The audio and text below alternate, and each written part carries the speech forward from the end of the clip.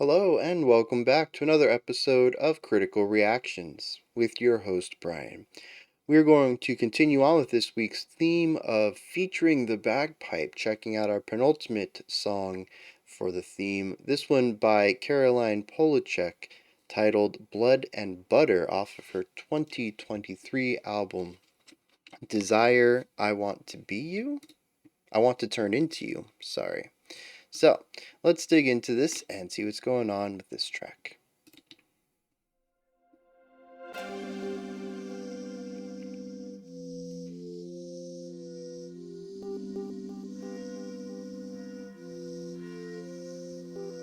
Look at you in denim and bows. I know the mode is lethal.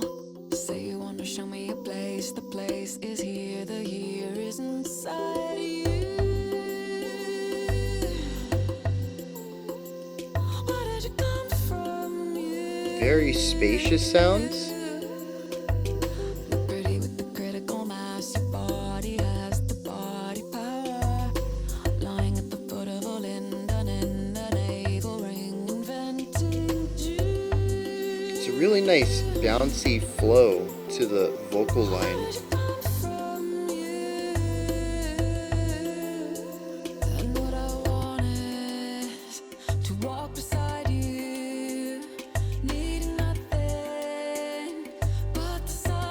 Vocal layering, the width of it.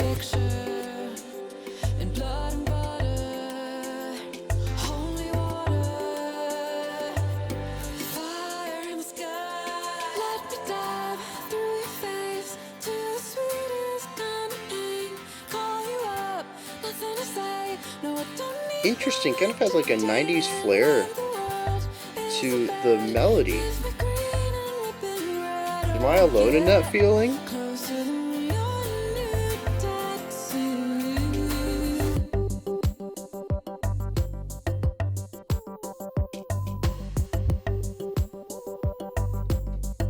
Why does this simultaneously feel empty and full?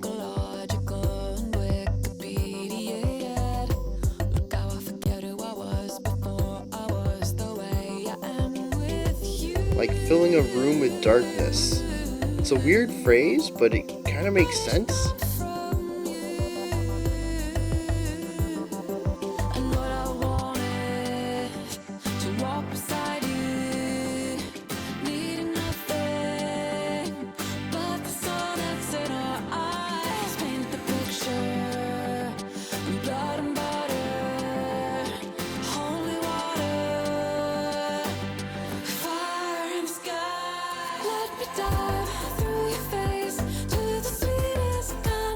I do keep expecting a larger explosive sounds after these build-ups that we're not getting.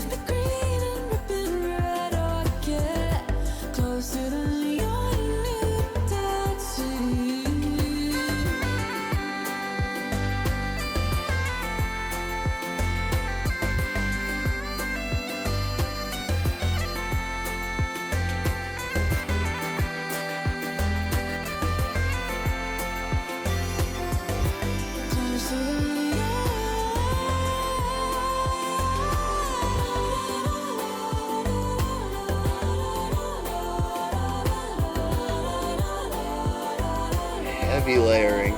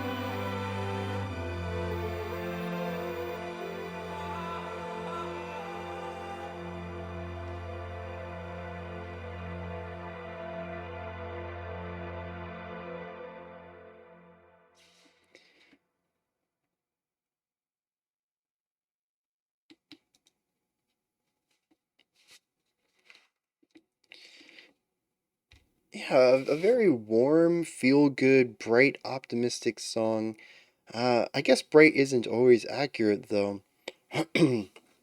Finds a way to have more of a darkened sound in that second verse while still having an optimism to it, um, which I find fascinating. I look forward to digging into the lyrics later on and seeing what that second verse was about because uh, atmospherically, it's just a massive shift from everything else. What's not a massive shift though is that it retained the simplicity of it, and I think that's what this song has going for it through a lot of this is sparsity, almost a type of minimalism in how little instrumentation is actually used through a lot of this. And I find that interesting because it makes the song feel empty. The sound sphere is huge. There's a lot of space to put stuff in this track, and not a lot of that space is utilized. In fact, even with that second verse coming in, I mentioned that it felt simultaneously large and small. Like, a single person taking up a space in a large auditorium and being able to just look at the scope, the size of this with the person as a scale to how large this room is. And that's what that second verse felt like to me. But that spatiality is present throughout the entire track, even from the start. We have uh, a second vocal, we have the percussion, we have the synthesizer, we have her lead vocals in the center, but they're all placed very distant from each other. And it creates a track that feels, again, simultaneously large yet small. Everything feels uniquely tiny in that there's so much space around them. But given how large the space itself feels, it feels like we're in a giant area. And so different elements of the song showcase different aspects of size. And I find it interesting in how they, well, I mean, how they clash, but also how they work together to create this dual feeling of somebody small in a large space. I'm curious what the lyrics are about. And like I said, I'm ready to dig into them already. I am. I want to stick with music first. Tell you guys what the music is, talking to me about before we hit the lyrics and see what the song is about on the whole. But everything that I'm feeling with the music, I'm just like, I wonder what she meant by that. I wonder what the producer is aiming for with this. I wonder what the purpose of this decision was. And I really think the lyrics are going to clue me into a lot of it, but without it, it's sort of just these series of vague enigmas, um, which is fascinating too, because we have another contrast here where the song doesn't quite have that bright poppiness you would expect from uh what would you even call it? Like a pop track, but a specific kind of pop track, like not a ballad. Um uh, and it's missing that. I think primarily it's the beat, isn't it? We don't have the four on the floor here. Not through a lot of it, and when we do, it's not loud and bombastic. And that's another thing too that we got to touch on. Is expected payoff to buildups. And so the song, I think here's the thing too, is right. The song is very warm. It's very inviting. It kind of has a summery feel to me for some reason. It's bright and happy and uplifting, but color wise, warmth wise, we're not talking about something cold. We're not talking about something even metallic. Despite the fact that there's so many digital elements to it, it comes off feeling more like the timbres that acoustic music has. It has that human warmth to a lot of it. And I wonder if that's because a lot of this is acoustic. While we do have our digital instrumentation, we also have a lot of vocal layers and we have the bagpipes, which at least sound real to me. I'm going to assume there are bagpipe sound libraries that are rather accurate and realistic, but I don't know, there's something about the bagpipes that really worked. Here's another weird thing too. On the topic of bagpipes, I feel like I'm super scatterbrained with this reaction, and I don't know why. Usually I'm like I can neatly tie my ideas together in a nice thread of concepts, but no, I'm just jumping between things. I hope y'all are along for the ride on this one because is this song has my mind reeling. Her vocals have a lot of minor inflection points to them to create these little ornamental ideas. She might hold a note, go up to the next step in the chord, and then sort of bring it back down through half steps, which is really interesting because it introduces these little tonal ideas that are outside of the key, but they're really quick, blink and you'll miss it moments, and they're all over the place, and it's not just those small gaps either. She'll rise up a few notes and then run herself back down in the chord in the key. And she also has these really large gaps that she'll jump as well, where she'll be singing at this note and then jump like six steps up, sometimes an octave up, maybe sometimes even over an octave. And there's just this is something we've talked about with a lot of mainstream music, is that melodies tend to be catchier when they're simpler, and that means that they usually hover around a home note and they either sort of just kind of bounce around it, or they have these nice rising and falling patterns. If they do jump around, it's a couple of steps away from the home in either direction. But Caroline she is all over the place. It is not something that I would say is particularly catchy, but it is memorable because of its distinction from the general way that melodies tend to get written. Um, there's something to it that, while the music itself feels like it has pop roots, I would probably put her closer to singer-songwriter or even folk music. Do we have electro folk? A lot of the time when I think about folk music, especially Western folk music in the mainstream realm, I tend to think of acoustic guitars or clean electrics or acoustic. What do they call them? Electric acoustics? What is that? Acoustic guitars that also have plugins to put in amps. What are those? Electric acoustics? That sounds weird, but I think that's what they are. Anyways, that general vibe, though, right, of a couple of people with mostly acoustic instruments sitting around and singing to the music. They don't need anything, electric to accompany them, violins, pianos, that kind of stuff. But this feels like folk music with an electronic drum beat to it and with synthesizers to it.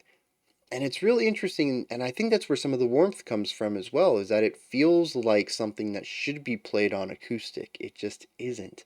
And that's fascinating all on its own. Going back to the idea of the bagpipes, again, I know I'm scatterbrained on this. It's really interesting that I was talking about her vocal runs, and she actually had one. She, hit a note, ran up a little bit, came back down, and then the note that she was supposed to land on, which would have hit beat one, was actually the note that the bagpipe started on. And the bagpipe utilized a lot of these ornamental inflections as well, which is actually not too far outside the realm of bagpipe playing in general. They tend to have these little, what I would call them skips, where they have their home note, their keynote where they're going to, and they sort of hit a note in the middle of the two and sort of skip across it into where they're going, sort of like a really quick leading tone. And it's something that Caroline does a lot in her singing melodies as well. So I think it's really interesting to use the bagpipe here. There's so many instruments that could be utilized for an instrumental solo, which in and of itself, pop music with an instrumental solo, even folk music with an instrumental solo, is a bit outside the realm of what is normally done.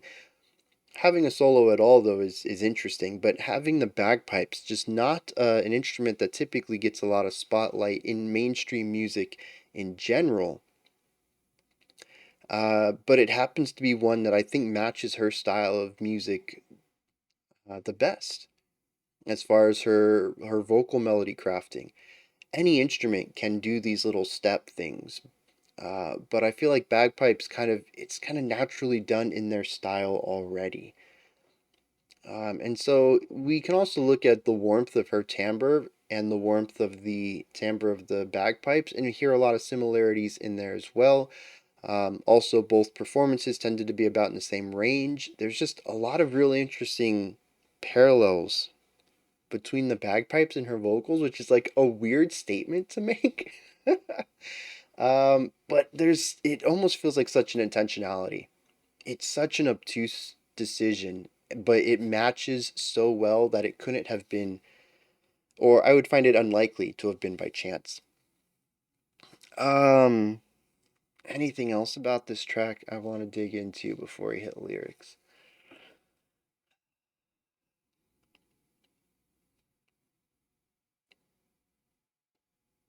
I don't think so. It intrigues me. I have a lot of questions about it, but I think that's about the best read I have right now. Oh, no, no, no, no, no, no, no, no, no, no, no, no. The last thing is going against my expectations, and I haven't quite figured out if this is a good thing or a bad thing from a subjective point. From an objective point, of course, it's fine. All tools are, or all options are tools in a toolbox. If they want to build up to nothing repeatedly, art doesn't have any rules against that. Um, but for my own personal enjoyment, I'm not quite sure how I feel about it yet. There's two times where the chorus builds and builds like it's, or no, actually it's a pre-chorus, builds like it's going towards something, and especially with the sparseness of the instrumentation, the building of the pitch and the width and a little bit of a volume boost as well in these moments, and it really feels like we're going to a big impactful moment. It could be like a techno drop where we don't reach a peak, we just hit a really large low, or it could be like a pop chorus where it reaches this, big moment, the peak, the climax of the song. And we don't ever really hit that.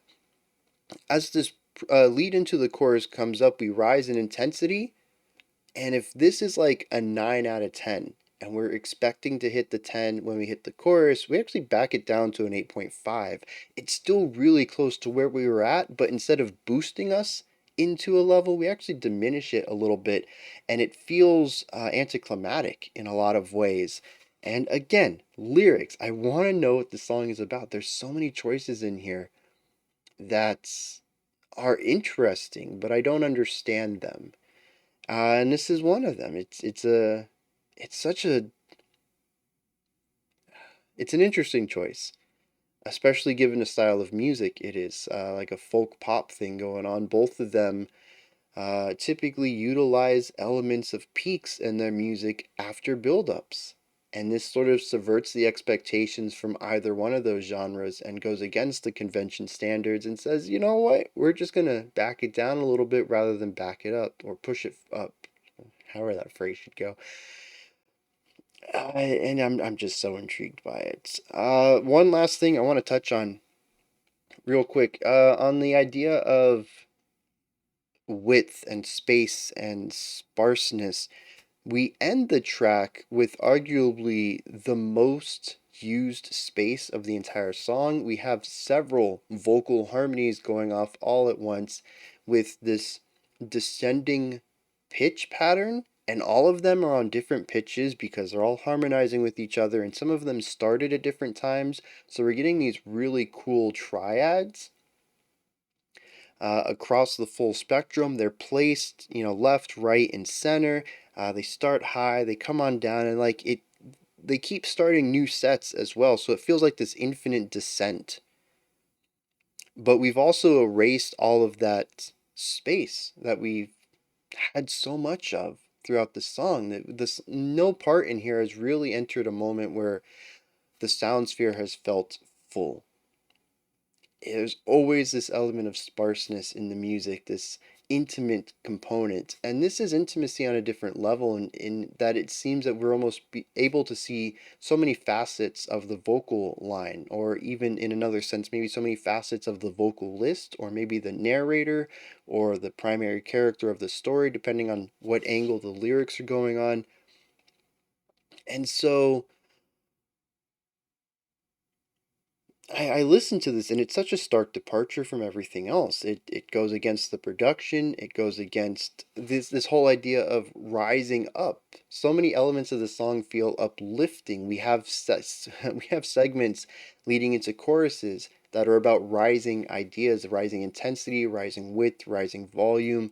Um, and so we end the song that overall has felt rather poppy and uplifting and bright with an infinite descent into some of the lowest notes of the song done by our vocalist oh, and it's heavily layered too.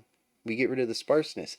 It runs counter to everything else, and yet that is how we end the track.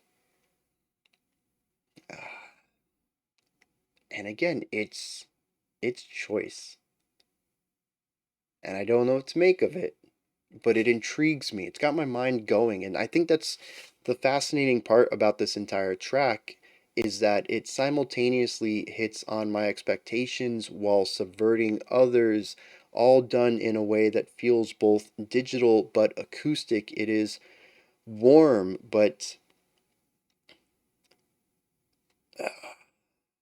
not always done with acoustic instruments, and that seems counter. And it is big, but it is small, and it is constantly rising until it's not, and then it's infinitely descending. It is a song of contradictions that come together in a way that works, and that if you're not paying attention to all of this, maybe you're just enjoying it casually, you're not going to notice all of it, but they're certainly present.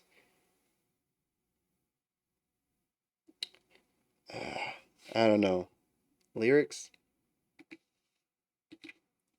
Now, I'm going to need some correcting if I'm wrong, because I'm reading deeper into lyrics than I typically do. I'm not a poet, I'm a composer, so I'm kind of afraid the fact that I'm seeing things beneath the words. Either I'm getting better at this, or I have no idea what I'm talking about.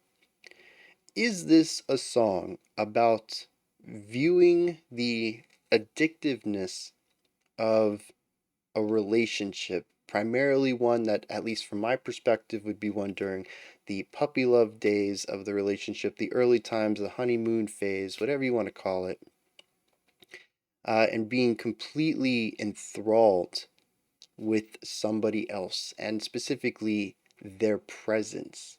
And I think that's what I'm really digging into here. Verse 1 talks a little bit about who this person is. And at the end of it says, "Where did you come from?" It shows a duality of this person, says, "Look at you in denim and bows." I really like that description of them. Shows multiple sides, multiple facets of a person. They aren't just rugged, as the denim would imply, but there's also a softness to them. It could also be a description of their gender identity as well, which I think is very cool. But it's it just says, you're this interesting person. You're awesome. I really like who you are. Where did you come from? Right? How could you be this cool? You obviously aren't from here, wherever here might be. Verse 2 continues on with some of these ideas as well. But something I want to point out, and I kind of talked about it a little bit in the reaction itself, is the general flow and bounciness. There's almost a swung element to the rhythmic idea in the vocal pattern.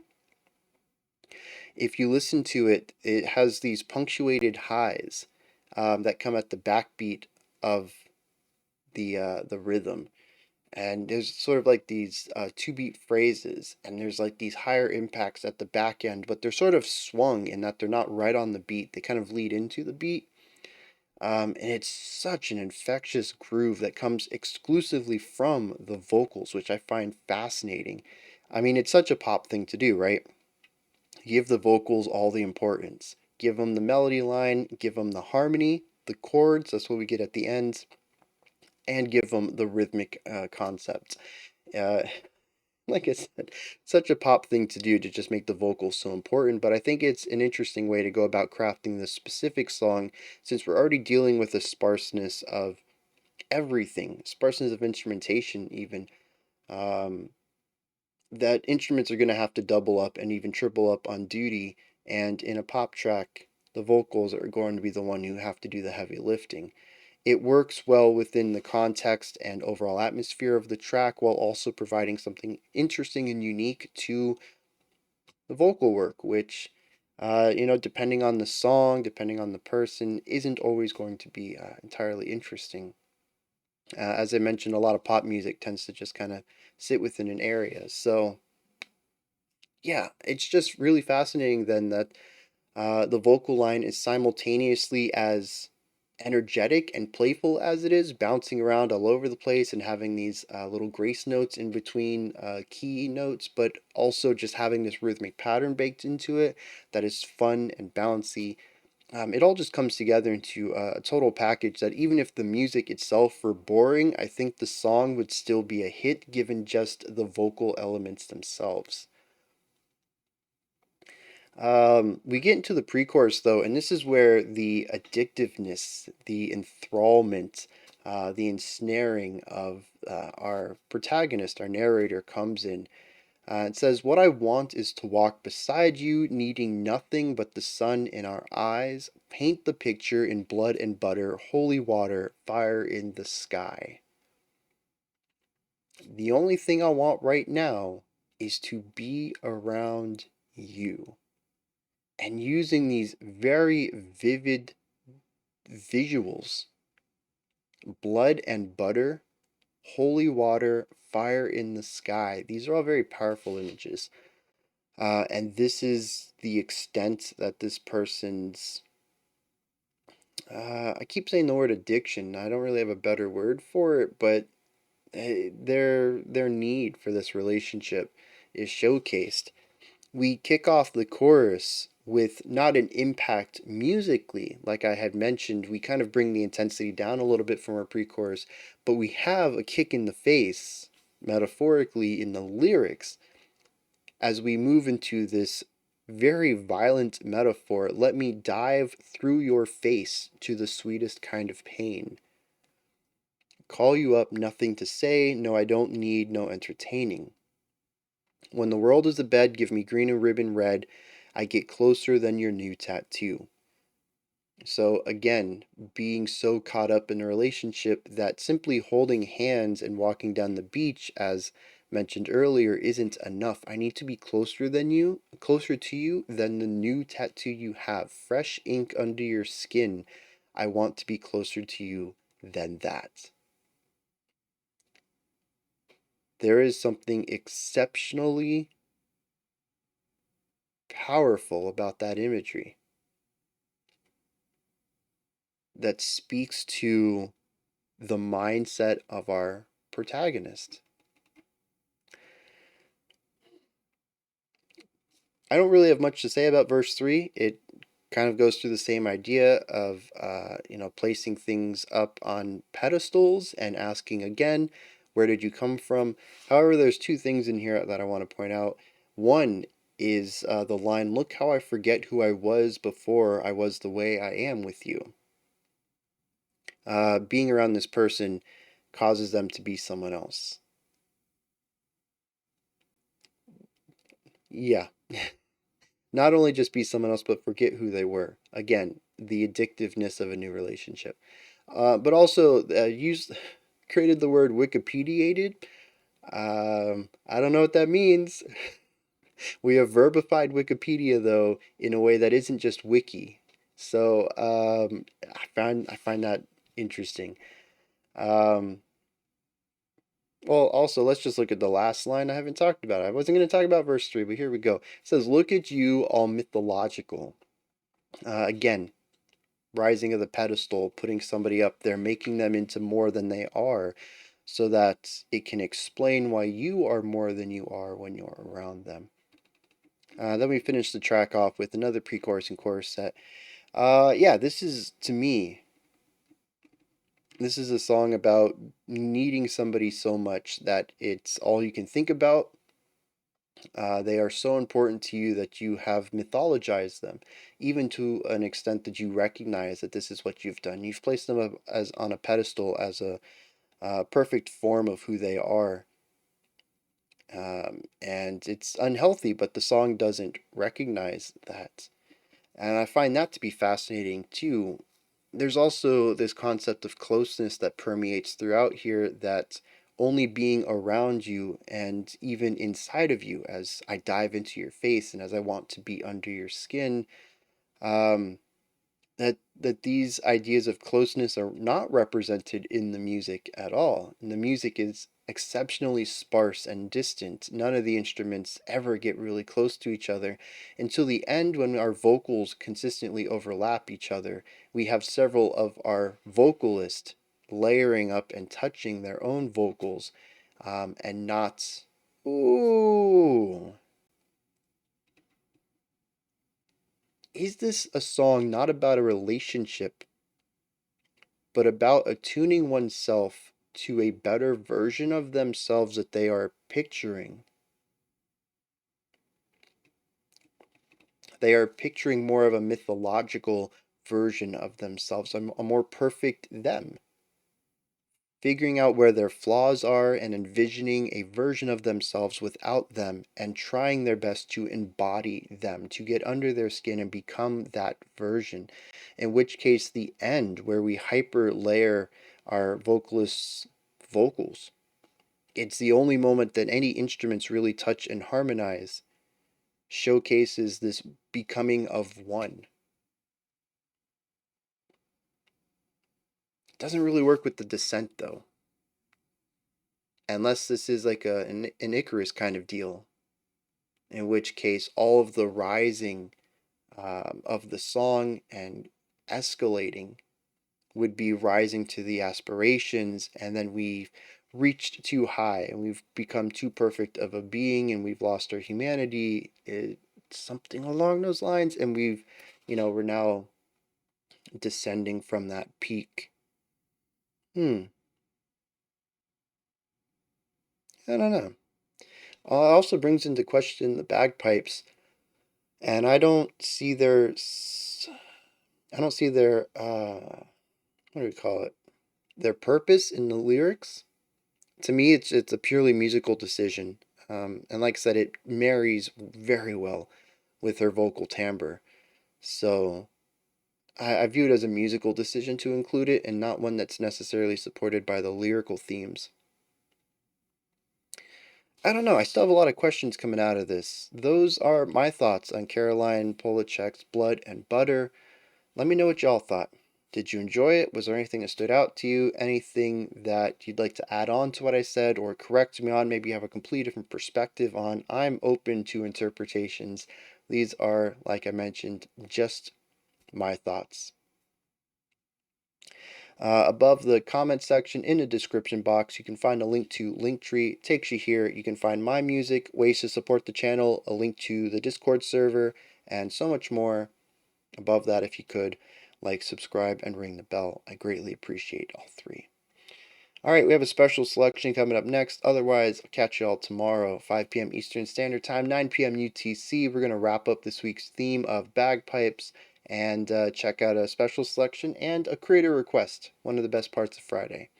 So, until next time, remember to be critical, not cynical, of the music you listen to, and have a fantastic morning, afternoon, or evening whenever you choose to watch my videos.